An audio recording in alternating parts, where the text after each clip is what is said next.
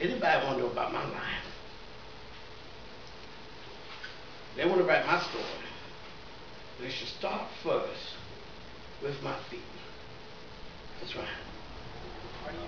My feet have a life of their own. That's right. My feet have a life of their own. You know.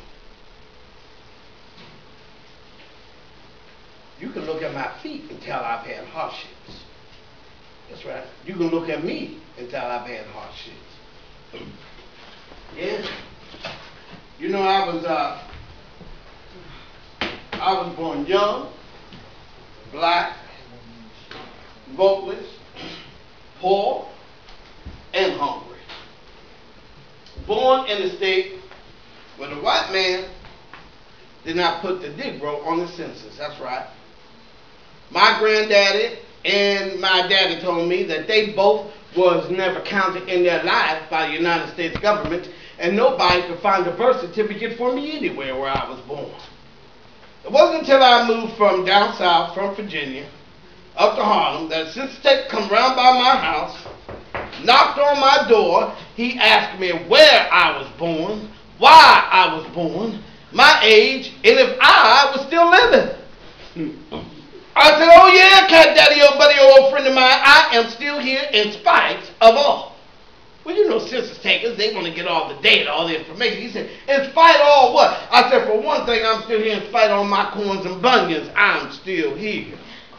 Seems like I was born with corns. Seems like most colored people get corns so young in life, they must be inherited.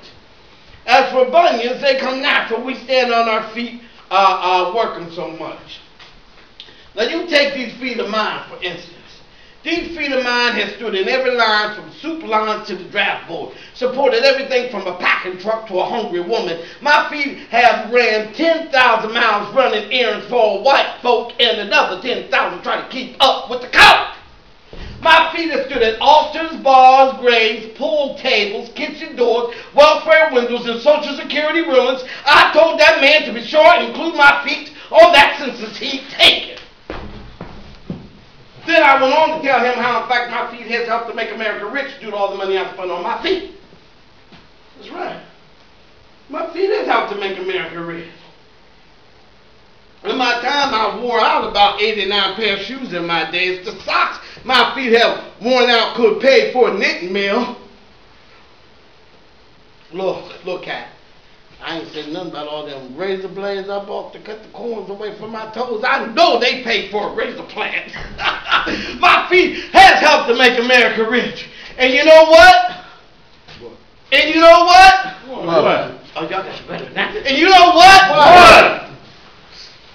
I'm still standing on them. Look.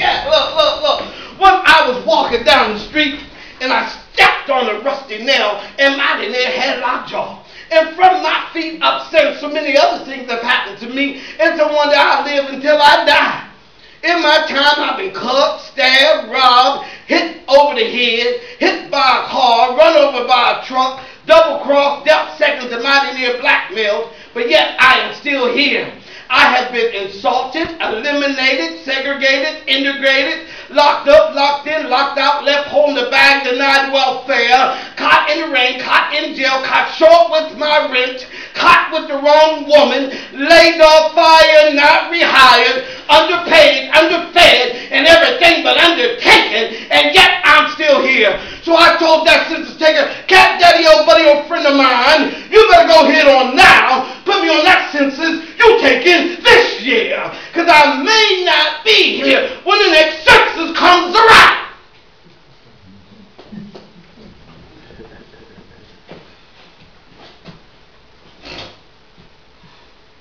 Oh, census taker looked at me. He said, well, Mr. Simple, what is it you expect to die of?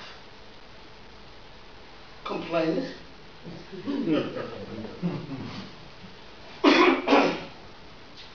I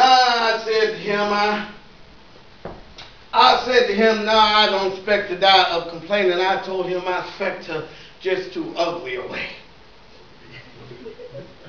Now, I wish I thought the man would laugh. Did you know he nodded his head and he wrote it down? That's right. He wrote it down. The man was white and did not know that I was making a joke.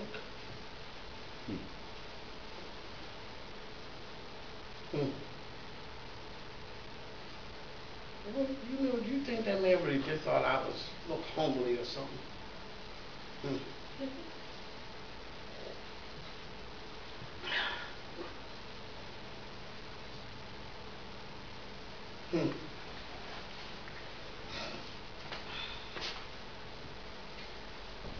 Well, it's all over. I forgot. They did think I was ugly.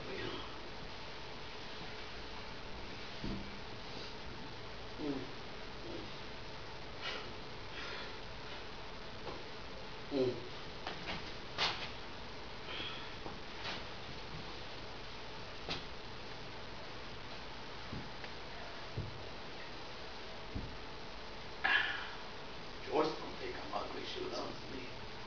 She get mad at me because I hang out the window. Gnawing on the chicken bone.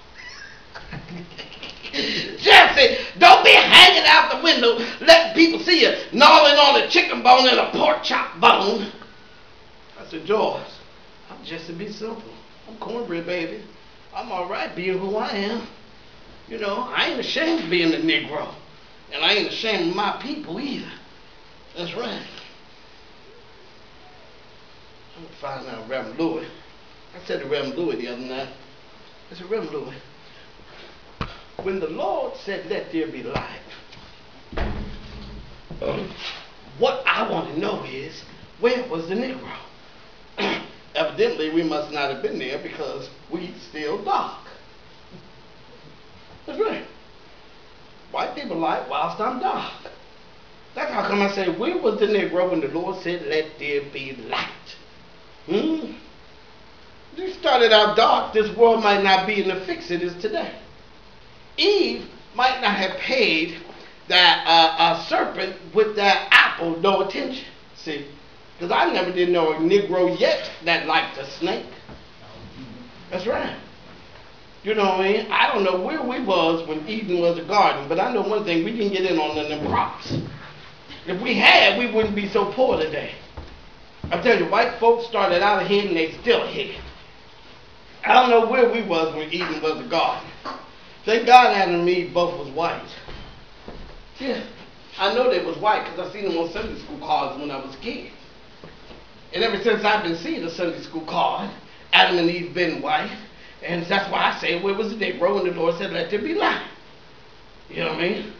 Look. Made in the image of God, huh? Look at me, look. Open your eyes and look. Have you ever seen anything like me on a Sunday school card? Oh, you're too ugly. Oh, look. See, you that census taker man, ain't you?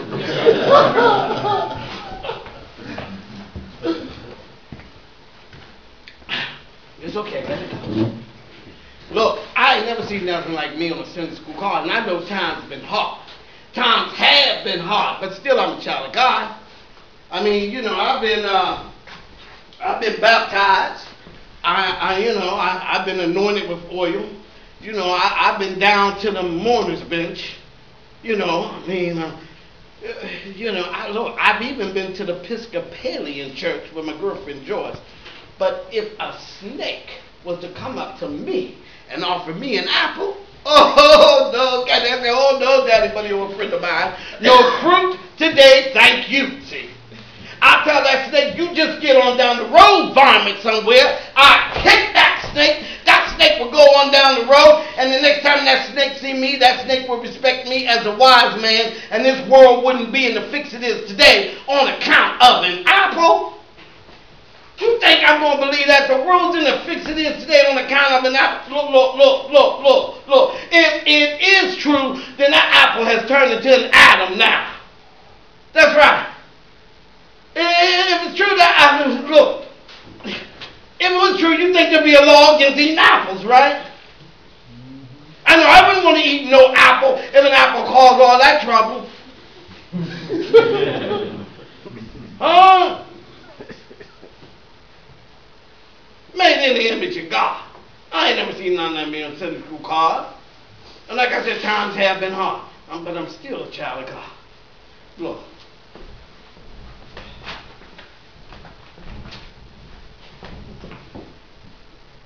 If I was living in that Garden of Eden, me, Jesse B. Simple, would not have fallen into sin. Not this man here.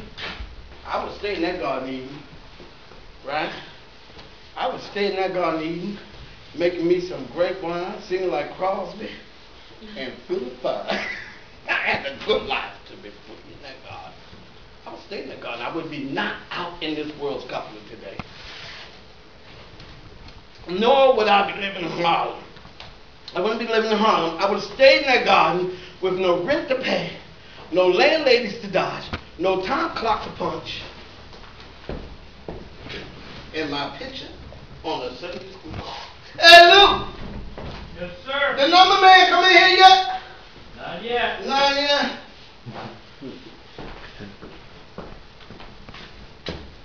I live among my people. I love them.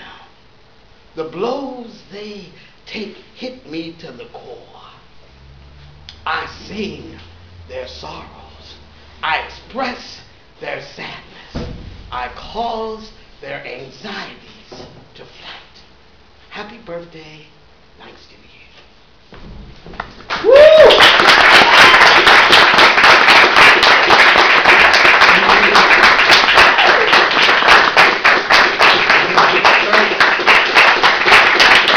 Happy birthday, Langston Hughes! Woo!